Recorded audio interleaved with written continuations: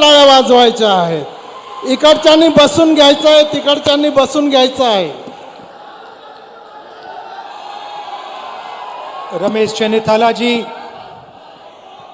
पाडवी जी, दिलीप नायक जी, बापू चावरे जी, प्रतिभा जी, हमारे कैंडिडेट्स केसी पाडवी जी, पाटिल जी, श्रीश नायक जी, किरण ताडवी जी, प्रवीण बापू चावड़े जी, राजेंद्र गावित जी, बुधिया पवार जी, स्टेज पे India alliance के नेता, भाइयों और बहनों, कांग्रेस पार्टी के हमारे प्यारे कार्यकर्ता, अलायंस बब्बर शेर, कांग्रेस पार्टी के बब्बर शेर,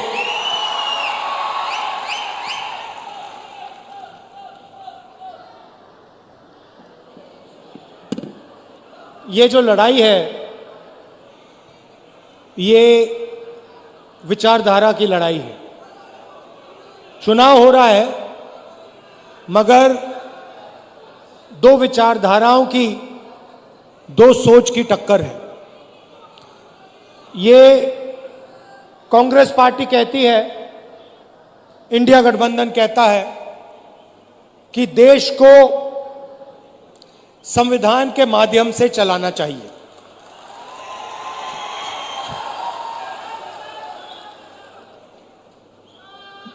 प्रधानमंत्री जी कहते हैं कि मैं संविधान को पब्लिक मीटिंग में दिखाता हूं और संविधान खाली है. संविधान उनके लिए खाली है क्योंकि उन्होंने ये संविधान जिंदगी में पढ़ा नहीं है. उनको कोई आइडिया नहीं कि इस किताब के अंदर क्या लिखा हुआ है. इसीलिए प्रधानमंत्री जी के लिए यह संविधान खाली है. वो कहते हैं कि लाल रंग का संविधान राहुल गांधी दिखाता है. देखिए इस पर क्या रंग है, नीला है, लाल है, हमें कोई फर्क नहीं पड़ता. इसके अंदर जो लिखा है उसकी हम रक्षा करते हैं, उसके लिए हम जान देने को तैयार हैं. तो एक तरफ कांग्रेस पार्टी, इंडिया गठबंधन जो संविधान की रक्षा कर रही है, मैं आपसे पूछना चाहता हूं और आदिवासी भाई और बहन इस बात को सबसे अच्छा समझेंगे. आज हमने यहां बिरसा मुंडा जी, भैया थोड़ा सामने से हटिए, थोड़ा सामने से हटिए. ये आज हमने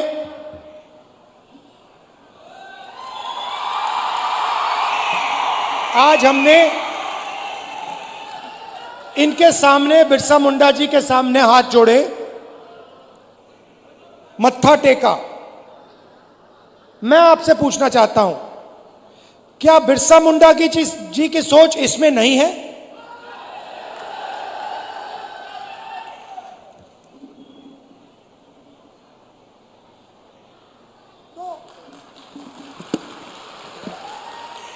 तो नरेंद्र मोदी जी कहते हैं कि यह संविधान खाली है, खोखला है, इसमें कुछ नहीं है. मैं नरेंद्र मोदी जी को समझाना चाहता हूं और प्रधानमंत्री जी आप अच्छी तरह सुनिए क्योंकि आप देश के प्रधानमंत्री हैं. नरेंद्र मोदी जी, यह संविधान खोखला नहीं है. इस संविधान में हजारों साल की सोच, बिरसा मुंडा जी की सोच, बुद्ध भगवान की सोच, फूले जी की सोच, अंबेडकर जी की सोच, गांधी जी की सोच सब भरी हुई है. यह हिंदुस्तान, नरेंद्र मोदी जी,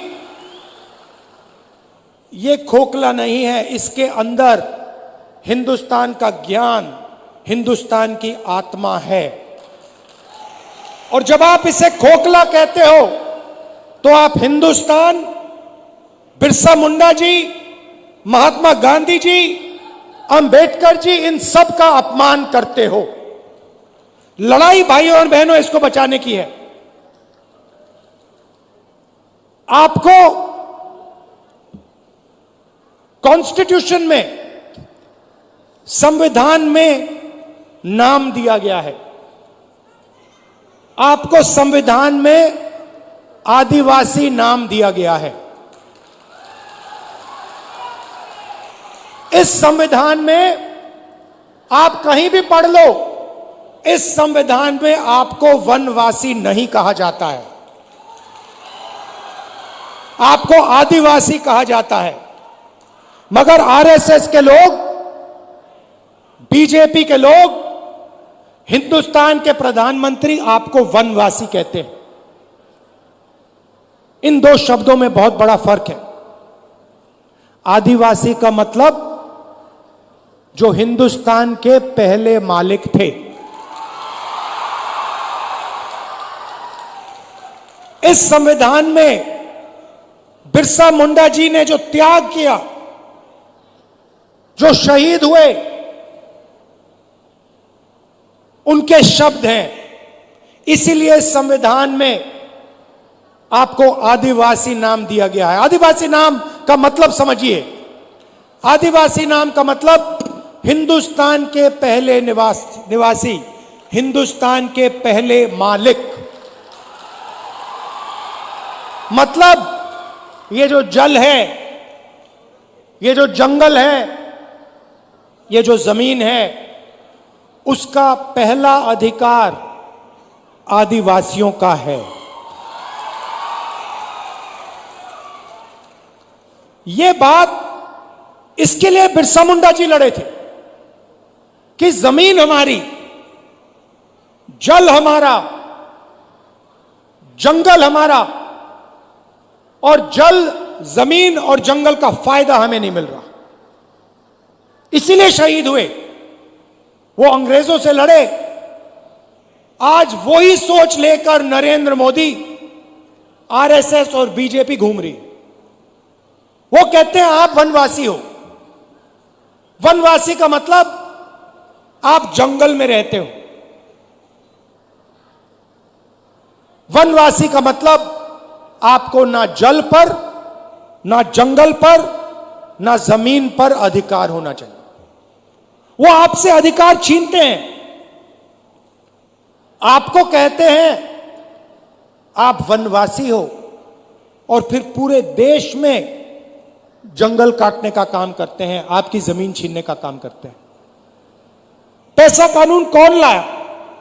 जमीन अधिकरण बिल कौन लाया? न्यायगिरी में कौन लड़ा? कांग्रेस पार्टी लड़ी, इंडिया गठबंधन के लोग लड़े। जमीन अधिकरण बिल से आपकी जमीन की रक्षा, पैसा कानून से, ट्राइबल राइट्स एक्ट से जंगल, जल, जमीन का अधिकार आपको। यह काम हमने किए हैं। और जैसे ही बीजेपी की सरकार आती है, काम शुरू कर देते हैं। आपकी जमीन छीनते हैं, अरबपतियों को पकड़ा देते हैं, आपका जल ले जाते हैं, आपका जंगल ले जाते हैं, और आपको कहते हैं भैया आप वनवासी हो। मैं आपसे सवाल पूछना चाहता हूं, आप वनवासी हो, आस्ते आस्ते आस्ते आस्ते सब जंगल जा रहा है। 10, 15, 20 साल में हिंदुस्तान में बहुत कम जंगल बचेगा, तो फिर आप कहां के रहोगे? अगर जंगल ही नहीं रहा तो वनवासी कहां जाएंगे? आप दूसरे प्रदेशों में जाओगे, मजदूरी करोगे। वनवासी का मतलब आपके बच्चों को शिक्षा ना मिले। वनवासी का मतलब आपके बच्चे इंजीनियर, डॉक्टर, लॉयर ना बने, अपना बिजनेस ना चालू करें। वनवासी का मतलब आपके बच्चे पायलट ना बने। आदिवासी का मतलब आपके बच्चे इंजीनियर बने, डॉक्टर बने, लॉयर बने, आपके बच्चे बिजनेस चलाएं, सरकार चलाएं, यह है फर्क आदिवासी वनवासी में। अब दूसरी बात आपको बताना चाहता हूं, और इस बात को आप दिल में रखिए। हिंदुस्तान में आदिवासियों की 8% आबादी है। अगर आप 100 लोग चुनो तो 800 में से आदिवासी हैं। सही बात। तो मैंने पता लगाया, आबादी 8%। तो मैंने पता लगाया, ठीक है भैया, अगर 8% आबादी है तो भागीदारी कितनी होनी चाहिए? अगर 8% आबादी तो कितनी भागीदारी? 8% होनी चाहिए। सही है गलत? सही है ना? बराबर है ना? अगर 100 में से 8 आप हो तो फिर भागीदारी भी होनी चाहिए 8 की। तो मैंने पता लगाया, मैंने कहा देखो भाई, पता लगाते हैं हिंदुस्तान की सरकार में आदिवासियों की कितनी भागीदारी है। 90 अफसर हिंदुस्तान की सरकार को चलाते हैं। 90 अफसर हिंदुस्तान की सरकार को चलाते हैं। जो आप जीएसटी का पैसा देते हो, रोज देते हो, वो पैसा दिल्ली की सरकार को जाता है, उसको 90 अफसर बांटते हैं। मैं आपसे पूछना चाहता हूं, अगर दिल्ली की सरकार 100 रुपए खर्च करती है तो उसमें से आदिवासी अफसर कितने रुपए का निर्णय लेते हैं? बताइए बताइए बताइए। शांत हो गए आप? यह आपको मालूम होना चाहिए, यह सच्चाई आपको मालूम होनी चाहिए। भाइयों बहनों, अगर हिंदुस्तान की सरकार 100 रुपए खर्च करती है तो आदिवासी अफसर 10 पैसे का निर्णय लेते हैं। मतलब आपकी भागीदारी 100 में से 8%, आपकी आबादी 100 में से 8, आपकी भागीदारी 100 रुपए में से 10 पैसे। 90 में से सिर्फ एक अफसर आदिवासी है और उस अफसर को पीछे कोने में बैठा रखा है, उसको काम नहीं देते। बड़ी मिनिस्ट्री उसके हाथ में नहीं है। उसको कहते हैं आप आदिवासी हो, आप पीछे बैठो। आप वनवासी हो, आप पीछे बैठो। यह बदलना है। बदलने का तरीका जाति जनगणना, कि सबको पता लग जाए कि सचमुच में आदिवासियों की कितनी भागीदारी है। मैं आपसे पूछना चाहता हूं, आप मीडिया देखते हो ना? देखते हो मीडिया? ये बड़े बड़े टीवी वाले एंकर हैं, इसमें से मुझे एक आदिवासी का नाम बता दो। एक आदिवासी का नाम बता दो, एक दलित का नाम बता दो, एक पिछड़े वर्ग का नाम बता दो। नहीं मिलेगा। हिंदुस्तान की सबसे बड़ी कंपनियों में, अदानी की कंपनी में, अंबानी की कंपनी में, मुझे एक आदिवासी नाम बता दो। नहीं मिलेगा। मजदूरों की लिस्ट निकालो, मनरेगा की लिस्ट निकालो, आदिवासी उसमें भरे हुए हैं। ये इमारतें आप बनाते हो, सड़कें आप बनाते हो, खून पसीना आप देते हो, मगर हिंदुस्तान में आपको भागीदारी नहीं मिलती है। यह सच्चाई है। इस सच्चाई को स्वीकार करना ही पड़ेगा। और मेरा लक्ष्य है कि आदिवासियों को, दलितों को, पिछड़े वर्ग को हिंदुस्तान में भागीदारी मिले, हिंदुस्तान में पावर मिले, सरकारों में जगह मिले, बिजनेस में जगह मिले। यह फर्क है आदिवासी में, वनवासी में। महाराष्ट्र की थोड़ी सी बात करता हूं आपको। हमारी सरकार आएगी तो हम आपके लिए क्या करने जा रहे हैं। नरेंद्र मोदी जी ने 16 लाख करोड़ रुपया अरबपतियों को कर्जा माफ करके दिया है। 1 लाख करोड़ रुपए धारावी की जमीन नरेंद्र मोदी की सरकार, महाराष्ट्र की सरकार अदानी को पकड़ा रही है। 1 लाख करोड़ रुपए की जमीन दे रही है। आदिवासियों को क्या दिया, दलितों को क्या दिया, पिछड़ों को क्या दिया, किसानों को क्या दिया, मजदूरों को क्या दिया, महिलाओं को क्या दिया? कुछ नहीं। इसलिए हमने मन बना लिया, जितना पैसा नरेंद्र मोदी अरबपतियों को देगा, जितना कर्जा माफ उनका करेगा, हम आपका करेंगे।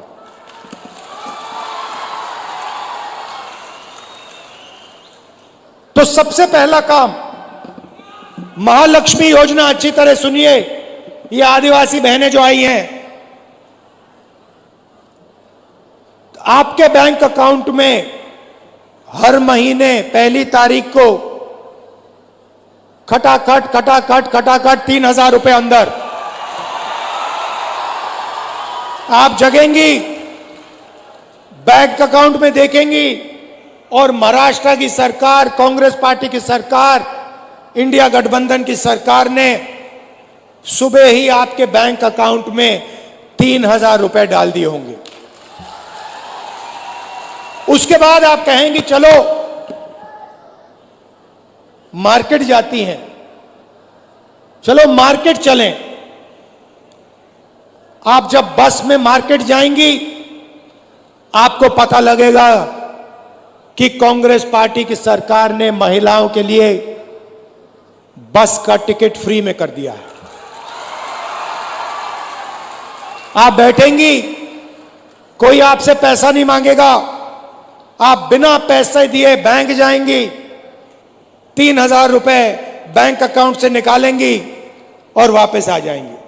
और जब भी आपको बस की जरूरत पड़ेगी, महाराष्ट्र में आपको कहीं भी जाना हो, महाराष्ट्र की महिलाओं से 1 रुपया नहीं लिया जाएगा।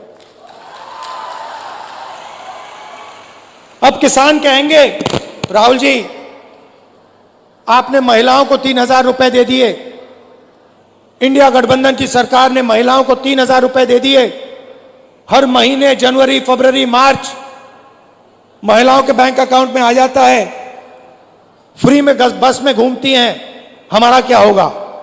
सब किसान कहेंगे। मैं उनको कहना चाहता हूं, 3 लाख रुपए तक का कर्जा आपका माफ होगा। और जब आप धान, सोयाबीन, कपास बेचोगे तो आपको सही दाम, minimum support price Congress party की, इंडिया गठबंधन की सरकार देगी। जाति जनगणना की मैंने बात कर दी। हम महाराष्ट्र में जाति जनगणना कराएंगे और पता लगाएंगे कि आदिवासियों की कितनी भागीदारी है संस्थाओं में, सरकार में, ब्यूरोक्रेसी में। आदिवासी, दलित, पिछड़े वर्ग के कितने लोग हैं।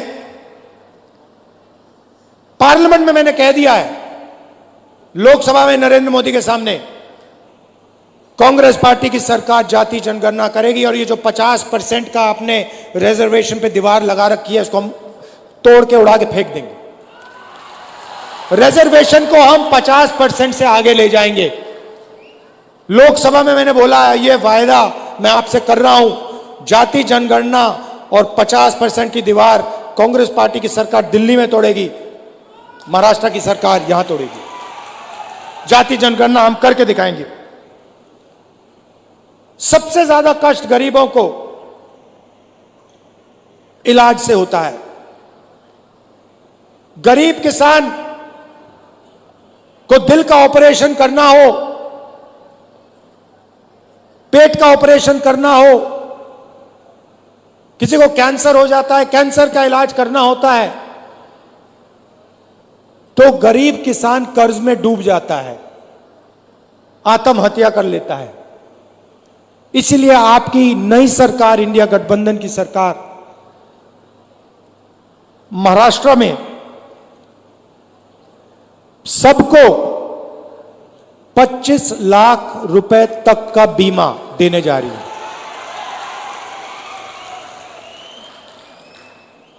दिल का दौरा पड़े, कैंसर हो, किडनी की बीमारी हो, लिवर की बीमारी हो, पेट की बीमारी हो, आप अस्पताल जाओगे, 25 लाख रुपए तक का इलाज आप मुफ्त में करवाओगे।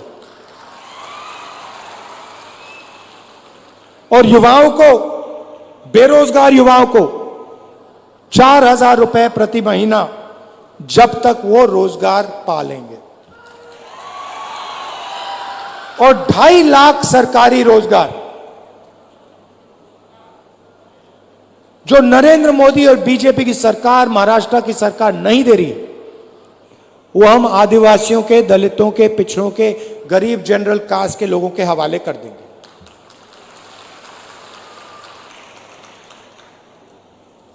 महाराष्ट्र की सरकार आपके जो प्रोजेक्ट्स हैं, जो महाराष्ट्र को रोजगार देने वाले प्रोजेक्ट्स हैं, उनको दूसरे प्रदेशों में भेजती है और आपके लोग मजदूरी दूसरे प्रदेशों में जाके करते हैं। उदाहरण देता हूं, वेदांता और फॉक्सकॉन का सेमीकंडक्टर प्लांट, जिससे महाराष्ट्र के युवाओं को 10,000 रोजगार मिलते, 1.5 लाख करोड़ रुपए का प्लांट है, यह उन्होंने महाराष्ट्र से छीनकर गुजरात भेज दिया। टाटा एयरबस का मैन्युफैक्चरिंग यूनिट, 10,000 रोजगार, 1.8 लाख करोड़ का प्रोजेक्ट है, यह महाराष्ट्र की सरकार ने गुजरात भेज दिया। आईफोन बनाने का प्लांट, 2 लाख करोड़ रुपए का प्लांट, 75,000 युवाओं को रोजगार मिलता, यह उन्होंने महाराष्ट्र से छीनकर गुजरात भिजवा दिया। ड्रग पार्क, 80,000 लोगों को रोजगार मिलता, छीन के गुजरात पहुंचा दिया। गेल पेट्रोकेमिकल प्लांट प्रोजेक्ट, 60,000 करोड़ का प्रोजेक्ट था, 21,000 युवाओं को रोजगार मिलता, यह उन्होंने आपसे छीन के दूसरे प्रदेश में भिजवा दिया। अगर हम सब रोजगार मिला दें तो महाराष्ट्र से बीजेपी की सरकार ने 5 लाख रोजगार छीनकर दूसरे प्रदेशों में भिजवा दिए हैं। इसीलिए आपको यहां रोजगार नहीं मिलता है, इसीलिए यहां आपको बेरोजगार बना दिया गया है। यह काम इंडिया गठबंधन और कांग्रेस पार्टी की सरकार नहीं करेगी। महाराष्ट्र के प्रोजेक्ट्स महाराष्ट्र में रहेंगे, गुजरात के प्रोजेक्ट्स गुजरात में रहेंगे। हम ये नहीं चाहते कि आपके सारे के सारे प्रोजेक्ट्स यहां से छीनकर दूसरे प्रदेशों में भेजे जाएं और आदिवासी युवा जाकर बंधुआ मजदूर बने गुजरात में, दूसरे प्रदेशों में। हम चाहते हैं कि आपको महाराष्ट्र में रोजगार मिले, सही रोजगार मिले, इज्जत का रोजगार मिले। इसीलिए हम चुनाव लड़ रहे हैं, इसीलिए हम यहां अपनी सरकार बनाना चाह रहे हैं। याद रखिए, मेन लड़ाई, सच्ची लड़ाई संविधान की है। आपको जो भी मिला, जमीन, जल, जंगल, शिक्षा, स्वास्थ्य, रोजगार, जो भी मिलता है, मनरेगा, भोजन का अधिकार, ये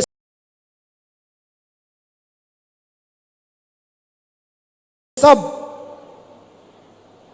इस किताब ने दिए हैं। और इस किताब के अंदर पवित्र सोच है, बिरसा मुंडा जी की सोच है, महात्मा गांधी की सोच है, अंबेडकर जी की सोच है, बुद्ध भगवान की सोच है। और जब नरेंद्र मोदी कहते हैं कि यह संविधान खोखला है, इसके अंदर कुछ नहीं है, तो वो बिरसा मुंडा जी का अपमान करते हैं, बुद्ध भगवान का अपमान करते हैं, महात्मा गांधी, अंबेडकर जी का अपमान करते हैं, फूले जी का अपमान करते हैं। भाइयों और बहनों, आरएसएस इसके खिलाफ है, बीजेपी इसके खिलाफ है। इसलिए वो आपको वनवासी कहते हैं, इसलिए वो आपकी जमीन छीनते हैं, इसलिए जल जंगल जमीन का फायदा आपको नहीं देते। हम इसकी रक्षा करते हैं और रक्षा करते जाएंगे। आपको आपका अधिकार हम आपको दिलवाएंगे, क्योंकि आप आदिवासी हो। आप सबका मैं दिल से धन्यवाद करता हूं। दूर दूर से आप आए, कष्ट उठाया, आपने इतने प्यार से मेरी बात सुनी, इसके लिए मैं आपको दिल से धन्यवाद करता हूं। नमस्कार, जय हिंद। राहुल जी बहुत बहुत धन्यवाद सर।